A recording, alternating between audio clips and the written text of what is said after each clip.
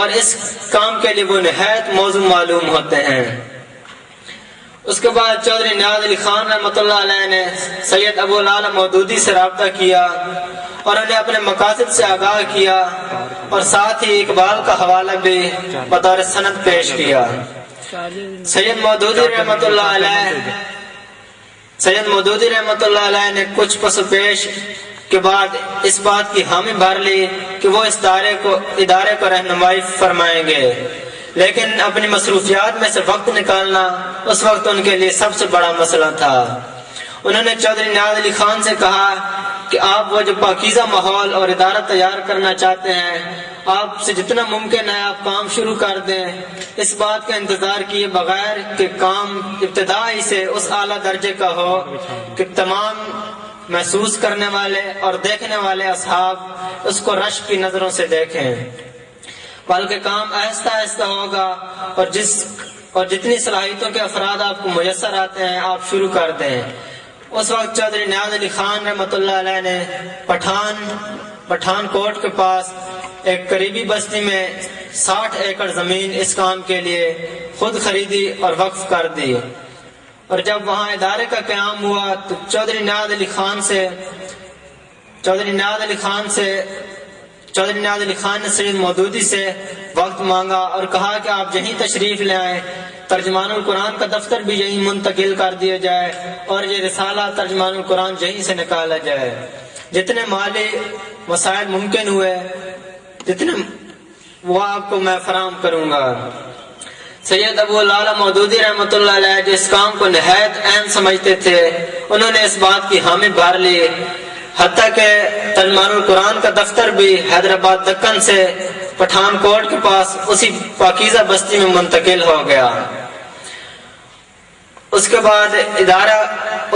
سید ابو العالی مودودی رحمۃ اللہ علیہ کے ساتھی، جن میں امین احسن اصلاحی صاحب، جناب نعیم صدیقی مرحوم رحمۃ اللہ علیہ اور صدر الدین اصلاحی صاحب وغیرہ بھی مولانا مودودی صاحب کے بعد وہاں پہنچ گئے۔ مولانا مودودی رحمۃ اللہ علیہ نے جمعہ کا خطبہ دینا بھی شروع کر دیا اور لوگوں میں ایک تحریک بھی پیدا کرنی اور لوگوں کو تحریک کی صورت میں اکٹھا کرنا بھی شروع کر دیا، یہاں تک کہ لوگوں کا ایک مجمع ان کی گفتگو اور تقریر سننے کے لیے حاضر ہوا کرتا تھا، لیکن بعض ذاتی وجوہات کی وجہ سے مولانا مودودی رحمۃ اللہ علیہ کو دوبارہ لاہور آنا پڑا، اور اس وقت یہ ادارہ 3 ستونوں پر جو چل رہا تھا، ان میں نہایت اہم ستون اور فکری رہنما علامہ محمد اقبال رحمۃ اللہ علیہ کا 1938 میں انتقال ہو گیا، اور اس کے بعد اب ادارے کی پوری ذمہ داری سید ابو العالی مودودی اور چودھری نیاز علی خان پر تھی۔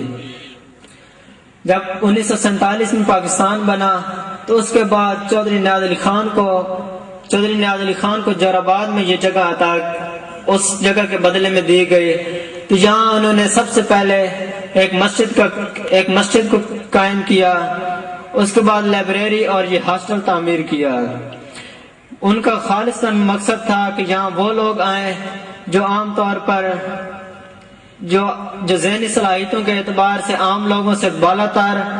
بالاتر ہوتے ہیں، جو کالجز اور مختلف مدارس میں تعلیم حاصل کر رہے ہیں، وہ یہاں آ کے اس پاکیزہ ماحول میں انہیں مکمل طور پر مطالعے کے لیے کتب فراہم کی جائیں، وہ مکمل طور پر ریسرچ کریں اور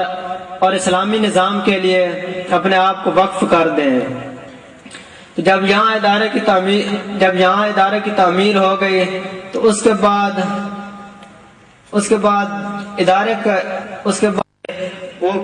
وہ کچھ عرصے کے لیے پس پشت ڈال دیے گئے، یہاں تک کہ 1997 میں دوبارہ محترم جناب پروفیسر چودھری عطا اللہ صاحب نے اس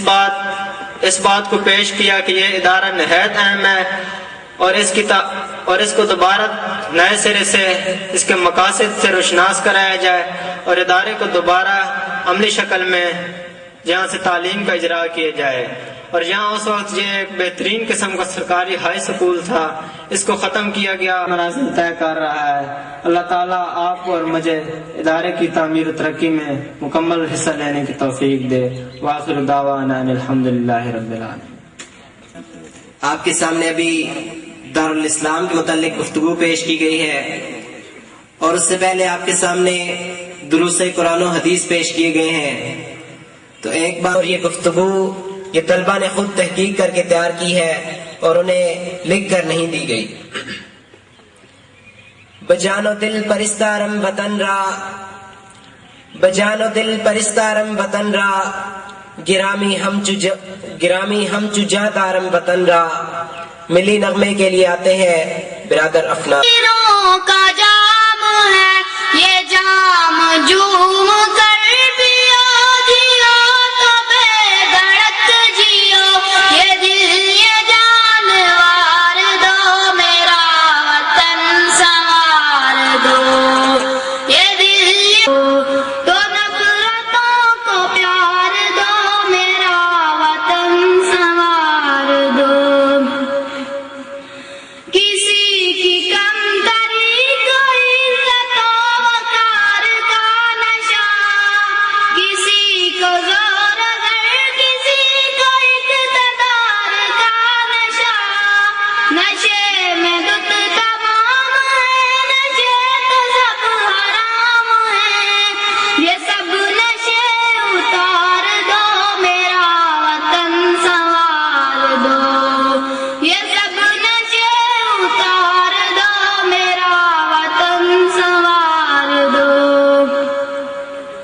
حرم کو جائے گی اگر یہ راہ گزر تو جاؤں گا،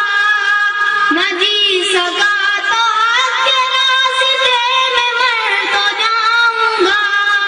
خدا سے جو کرے وفا چلے جو سوئے مصطفیٰ، مجھے وہ شہ سنوار دو میرا وطن سنوار دو،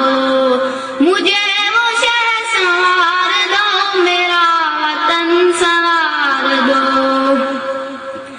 چنے تھے جس قدر غلام خار خار ہو گئے، بنے گئے تھے جتنے خواب تار تار ہو گئے، غلاب ہے غلاب ہے عذاب ہی عذاب ہے،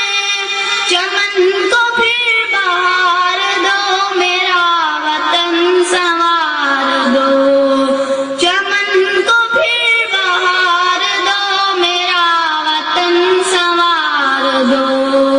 تو نفرتوں کو پیار دو میرا وطن سنوار دو، یہ سب نشے